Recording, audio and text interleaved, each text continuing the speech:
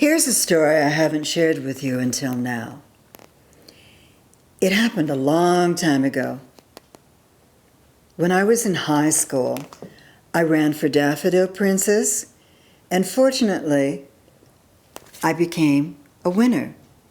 And it was a big deal for me because not too many years ago, when I was in the 9th grade in high school, in another high school in Tacoma, I'm from Puyallup, Washington, I used to stutter. Now, I don't often remember stuttering because it was so long ago, and it's past, it's history. It's something that I overcame, I'm proud of it, and I did it. But to be elected Daffodil Princess at that time meant so much to me because of the fact I overcame an enormous obstacle in my life. And I was so grateful for making the decision, changing high schools, and becoming acquainted with all these people that I loved and they loved me. It was like, wow, going to school was fun. It was uplifting. And to be nominated or elected to be Daffodil Princess was really a high honor for me. And the best part was that I met other young women from other high schools that were also elected from their high school to be Daffodil Princess.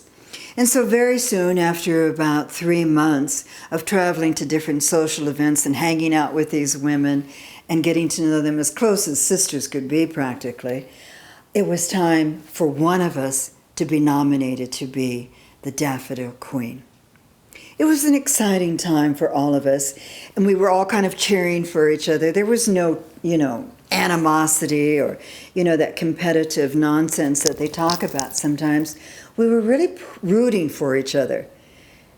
And yet something happened to me that night that I can't exactly explain. It was something that came out of nowhere. Like I said earlier, I didn't see it coming. I was nervous. I was about to go and give my presentation, my speech, in front of a whole audience, an auditorium of parents and friends and family. And I was nervous. And I had to step away.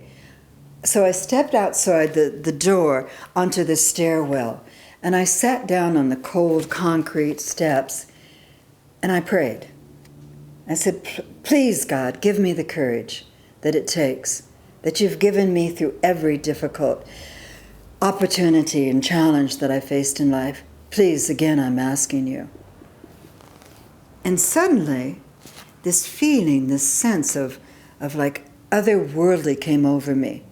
I know it sounds strange, but honest to God, it happened. And I heard this voice, soon, not yet. Wow, shivers went all over my body, down my spine, down to my toes. And I said, I'm getting up, I'm gonna get through this.